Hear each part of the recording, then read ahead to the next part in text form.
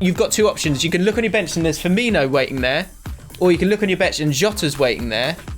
I think I know who I'd rather have on the bench.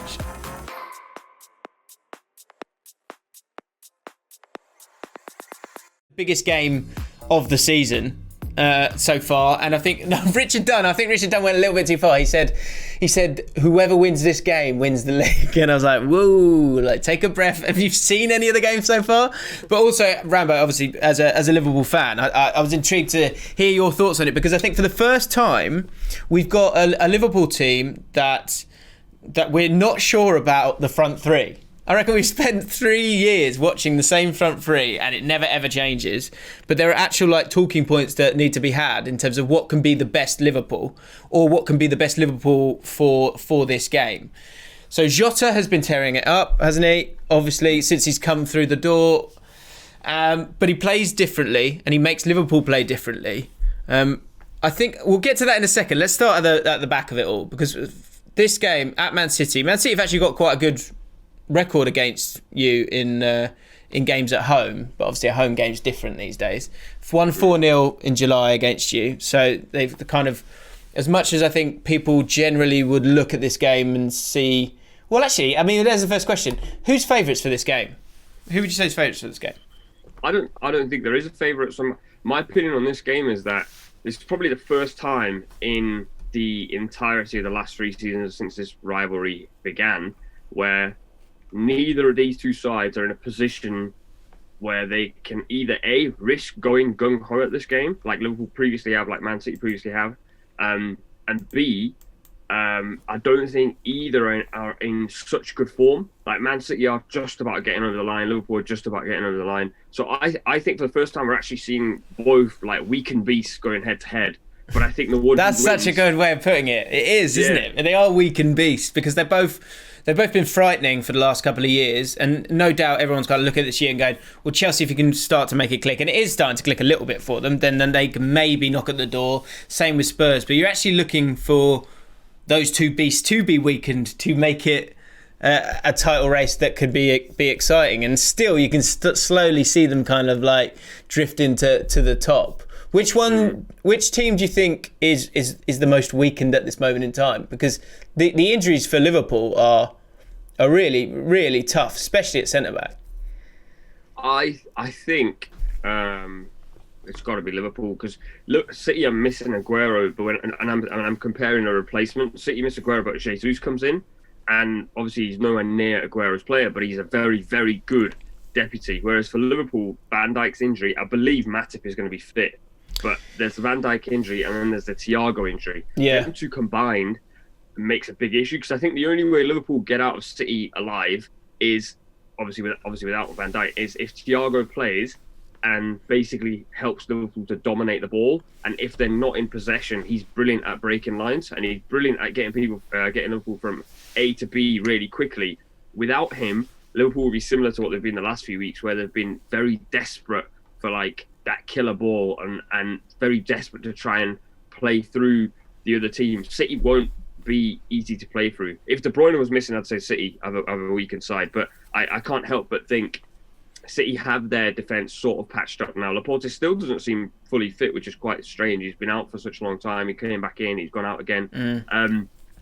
I would think, this question to you, if you're looking at both these two teams on their current best form, as in not their form for the last couple of seasons, the best you've seen of them so far, who are you backing then?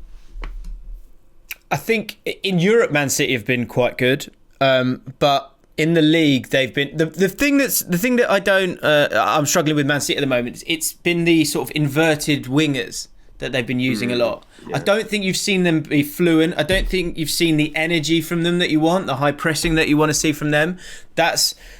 And so to answer your question, I actually think we joke about it on the podcast with Flav. We try and find Liverpool cracks because they are so good.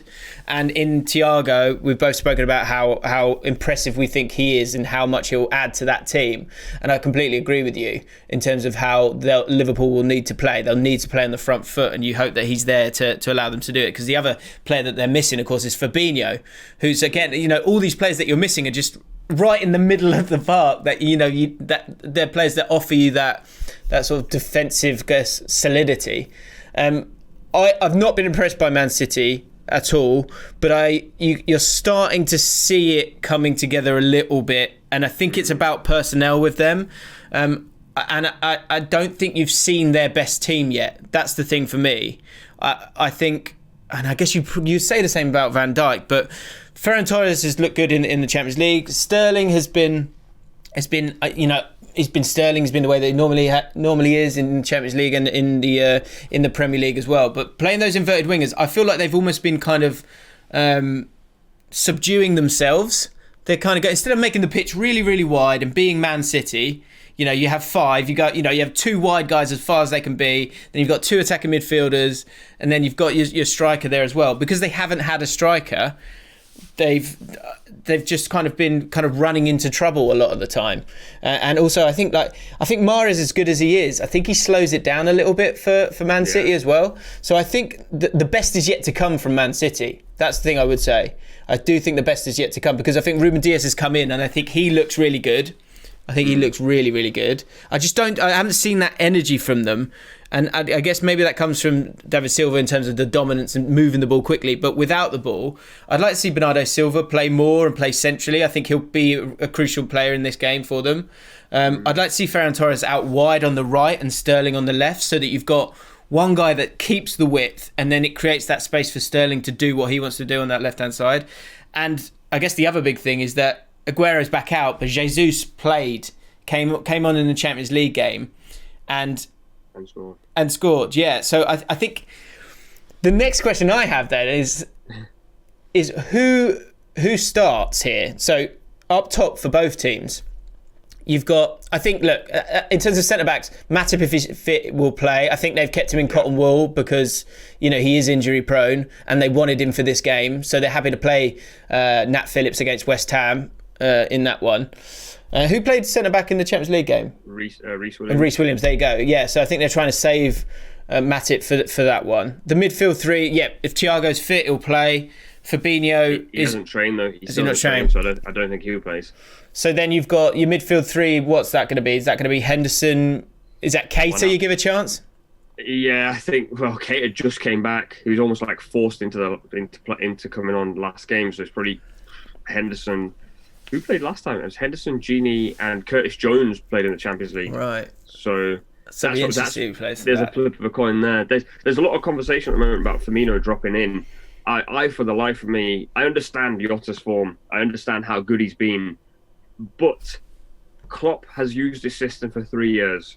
He is not going to go and start playing Firmino as a third man in midfield, especially against Man City. What are people saying that? Put him in midfield?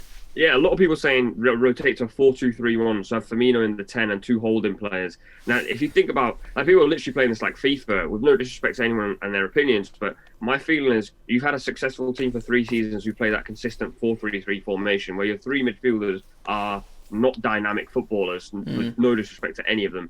They're players who make everything happen for everyone else. So Henderson, Wijnaldum, Milner, who's previously played there, Fabinho's also previously played there. They're all going to play this sort of dogged midfield 3 to slow down City's attack and to get the front 3 on the front foot. Simple as that. He's not going to throw in. I don't think anyway. He's not going to throw in Jota for this game because A, Firmino is the system. B, Firmino's been really good in this fixture many, many times and come clutch for Liverpool. Not in the sense of scoring goals, but in the sense of he makes everything tick. Now, Keita would be very handy for Liverpool in midfield because if you watch the last couple of games, bar the Champions League game, which was just complete madness, Liverpool struggled big time to break about this season, break anyone down, because without Thiago, there isn't that player who's going to kill teams. Henderson has been better, but there's a big difference between, like, Thiago will do it 10 times in a game, Henderson's going to do it 3 times in a game. So I think a lot, and the other fascinating thing is people are saying there's a lot of cracks in this Liverpool team. They're top of the league, the top of the Champions League group as well, and it's not an easy group. So there might be cracks appearing because there's players missing out. But that also tells me that saying this is going to be a draw is the safe option. There's no way, and I don't know how you feel about this, but there's no way Klopp changes his system and says we're not going to hound City down because we're scared of what they do. Because if we stay scared of what City do, City will kill you. And that's the simple thing that would happen with Man City. Yeah. Do you think Klopp goes for it? No, I don't think he does go for it, because I think actually both of these teams are quite happy walking away with a draw. Liverpool with the problems that they've got, and I think they back themselves to be more consistent over the rest of the season. And actually, when it comes to Liverpool, I think Klopp looks at it like this. He goes, right, the team that I could have put out, the best team I could put out right now, is better than personnel-wise than the team of last season or the team of the season before. But those two teams were really good.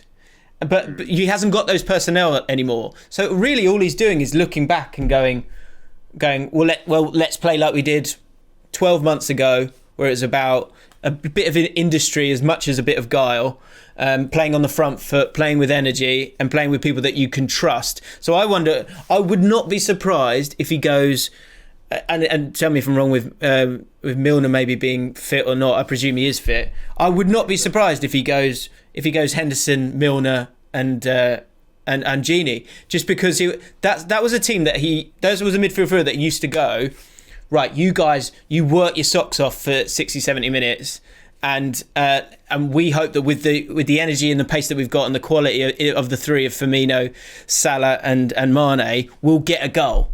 And we can play on the front foot and we can defend on the front foot. I would not be surprised if he does that.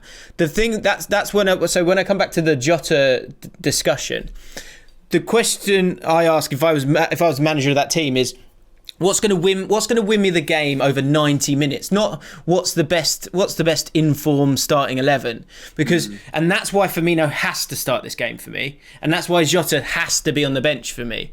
The reason that has to be is because you're against Man City, this game in the last 20 minutes, all being well for Liverpool, I guess, it's going to be tight at that moment in time. I'll be amazed if they're 3-0 up at that point, right? So if it's tight, or if, say, they're losing and they need to get themselves a goal, if I'm Klopp and I'm looking over my shoulder and I'm looking at a bench, I want to look at you've got two options. You can look on your bench and there's Firmino waiting. You've got two options. You can look on your bench and there's Firmino waiting there, or you can look on your bench and Jota's waiting there. I think I know who I'd rather have on the bench. I'd rather have Jota to bring on. I think he's more of an impact than Firmino. Firmino, I think, is a player that will keep you in the game and could get you some goals along the way. I think he's the guy that you have to start and have Jota to bring on, because if you don't, I don't think, and it sounds disrespectful and it's not meant that way, but if you need a goal, I don't think Firmino's the guy that kind of causes a bit of chaos. I think he systematically wins you the game in the first 60 minutes. Yeah. I mean, I couldn't agree more. I don't. I mean, the fact that you'd rely on Firmino to get a goal when he's not scoring goals just wouldn't make any sense. That's not his role, right? It's a 15-man game. That's the thing for me. It's a 15-man game, and so by starting Jota and then having to put Firmino on, you're going back on yourself, and you're giving yourself less tools and less options, I would say. Yeah. And I think a lot of people are going to look at Jota's form and say he looks out of this world, and he does look absolutely incredible. The thing for Klopp and for Liverpool needs to be that we've got to have an extra plan against City, because City will start to dominate at some point. If that game's 1-1, Klopp needs that option of, instead of bringing on Keita to try and change the game, or Minamino, who just hasn't quite found his feet, he needs that explosiveness of Jota with that creative dynamicness of Shaqiri. That seems like a combination he's really enjoying at the moment. My thing on the opposite end is, away from Liverpool, is with Man City. The point you made about David Silva about 10 minutes ago was absolutely pivotal, because that's where I think City they're basically struggling there, because at the moment, what it feels like for City is they get the ball and they go, where's De Bruyne? How do we get it to De Bruyne? Because he's the one who's going to get us into the final third quickly. With David Silva, he was almost like a slow progression into the final third. But by the time you got to the final third, he'd carved out so many spaces for Sterling, for Mahrez, for De Bruyne, that City had 2 or 3 ways to kill a team. At the moment, City's only way to kill a team is De Bruyne, please play a pass that's going to murder them. And Liverpool will just go, and that's why I think the midfield three you suggested could happen. We'll just go, one of Milner, Gini or Henderson, just stay around him and limit the amount of times he can play that killer pass. If he plays that killer pass 3 times in a game and they pull it off once, we're absolutely fine with that, because they haven't got Aguero up front, so they're going to blow chances. If we give him time and space, they're going to do that 7-8 times and probably get 2 or 3 goals. Without David Silva or a man in between linking everything up, City are literally going, Laporte, get your head up, get De Bruyne in, De Bruyne, you do everything else after that. And that's why I think they've become a little bit easier and much slower in their play, much slower, because he's knackered from basically carrying his burden at the moment. Also, the thing that they're playing they're playing two a lot of the time. They've played Gundogan and Rodri, or they played Fernandinho and Rodri. And is that down to the fact that is that a personnel thing, not having the bodies? I think he's protecting his back four. Or is he protecting? That's it. Yeah. Yeah, because I think Ruben Diaz does look good, but he was exposed against West Ham a few times and didn't look too sure. You've got to remember, this guy's come from Portugal, coming to a new league. He looks great though. He's done great. Yeah, right? He's very composed, but I think Pep's done this thing before when he's brought in centre-backs, not at Man City, but he's done it previously. He'll bring in someone at centre-back and then put things around him that protect him a lot. And I think his fear might have been, just speculating, Maguire's fee has killed him. We've just bought in a centre-back for a similar sort of price. If he makes errors straight away, the media will kill him. He's not going to survive, and he's going to want to dip. He's then gone and tried to find ways to try and protect him as best as possible. So Rodri's played in front of him. If you watch the Sheffield United game, Ruben Diaz didn't go for a single header from a goal kick. Rodri went up for every single header. They put Rodri in front of McBurney and said, you have to win every single header. Towards the end of the game, Sheffield United started pumping it further, put someone in front of Rodri, so Rodri had someone to mark. I don't know why I didn't do it earlier. Just lays a line. Huh? Just like layer after layer of player. Yeah, and it was just like the kicks were going up and McBurney was beating Diaz, and all of a sudden he was getting dragged around a little bit. And I was thinking, he looks top. He does look top. I'm definitely not saying he doesn't look top, but we haven't truly seen him completely exposed yet. He was exposed to Antonio a few times, and he didn't like that. So, yeah, I think he's trying to protect our back four. And the way they attack now is lopsided, because Cancelo plays that left back, and he always comes inside. He never goes wide. And then Walker has become an inverted right back, so he's always coming inside. And so what's happening now is, from being a very dynamic team that could come inside and go wide, they've now become a team that just does this all the time. And when you do that, you just play into the hands of most teams in the Premier League, because most teams in the Premier League have a lot of bodies in the middle. Most teams in the Premier League will be happy to kick it, lump it. And the intent of all these teams is to stop Man City. A lot of the time, it's like, we'll take a draw and get the hell out of it. This is fine. That's the thing. Like, I think when you watch football, those players in between the lines, as much, it's so integral to just stand there, to just go there and be brave enough to stand there, because what it does is, if you're the fullback, and then you've got the centre back, and then you've got a player right in front of you, and you've also got your striker next to you, it freezes you. You can't go, well, I'm going to go here, because if I go here, they'll pop it round me. Or if I leave him, then he's in, he's in as well. So people get frozen. But if everyone's coming into the same area, you're almost getting, you're not getting frozen, because those players are kind of making their way to you instead of you being dragged to them. So with this game, I think a lot of people in the chat have been saying 0-0. I could see it being a draw, but I actually think both teams are teams that play on the front foot, and I feel like Pep's starting to see that. I think there's been moments where you've seen, say, like Bernardo Silva, and using his energy, you've not seen the rest of the team pressing with him. But if you've got Jesus fit for this game, and actually fit for this game, he's always liked Jesus for these games to press the opposition, and he might have a proper go with them. People are talking about Foden, and if you start him, I think you do. For me, I think you start Foden. I'm trying to think about it now, because I don't think he starts. I think maybe he doesn't, because the thing that I think Man City need to not do is not play two DMs. So it needs to be Rodri, it needs to be De Bruyne, and then it probably needs to be either Bernardo Silva or Foden. And I think you just about pick Silva, maybe. I think he'll play two DMs. Yeah. I think he'll play Gundogan and Rodri. He's petrified Liverpool's front three. Well, I think that's the other thing with Firmino, isn't it? Because if you do play one guy, then Firmino will drop and sit on him. Yeah. And then he's worried. Yeah. Yeah. I think he plays two DMs. I don't think Foden starts. Bernardo tends to play this fixture. From what I can remember, the last three I've been to, he plays. So I think he'll play. Yeah, people are agreeing as well. I think it'll be Rodri, Gundogan, Bernardo. Bernardo will play. I'm quite sure he will. And then obviously De Bruyne, Sterling. Don't know if he'll throw Jesus in from the start. I think he might go for Ferran Torres in a false. So who's out on the right then? He'll probably play Bernardo off the right, because he'll play them two holding. This is what I mean. Where instead of predicting. See, I think Man City's best form of defence is attack. Yeah, it is. But this season, this season and previously against Liverpool as well, he's much more tentative. He's much more scared of what could happen on the counter. And so I think he'll play a usual back four: Laporte, Diaz, Walker, Cancelo. Salah will be a battle because we've spoken about Salah, and he looks possessed. That's the only way I can describe it. Then I think we go Rodri, Gundogan, De Bruyne, Bernardo off the right, but he'll be tucking in because he'll want Bernardo and Robertson. Maybe Ferran in the middle, depends how fit Gabriel Jesus is. Sterling off the left. That's what I think he'll go with. And in the same way Liverpool will have Jota off the bench, he'll have Foden off the bench. But yeah, all right. What's your prediction for the game? What did you say? I'm going to go with. I actually think Liverpool will do it. I think they'll. Really, I don't think Man City. I think Man City still, like you say. I think they're tentative. I think they need to go for it. I think they need to play. I think you're right, but you could play Silva. You could maybe play Silva on the right. I'd like to see Foden in this game because I think he tore them up a bit in the 4-0 game. But I agree with you. I don't think he'll be brave enough, and because of that, I think Liverpool will win. I think they'll win. I think they might win 3-1. Oof. I'm going 1-1.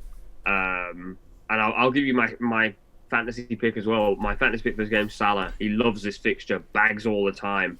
And if there's any player this season who just is going to bag every single game, it's him. So, yeah. But I think it'll be a fascinating game. It won't be like the games before where I think the quality's been super high. I think the quality will be much higher than any other Premier League game. But I think it's going to be much more of a game of who basically blinks first, who's going to move his chess pieces first, and I think that'll be Klopp. Naturally, Klopp will do that because he has no other way of playing. Not in the sense we can be pragmatic, but what I mean is against City, he's never really gone. I'm just going to hold my hands up. The 4-0 last season obviously was post their flipping party, and they were definitely hungover. This time round, I think he's going to go. You lot aren't quite at it. We're not quite at it, but we're winning games in a much more efficient way than what you guys are. So we'll wait to see what you do first.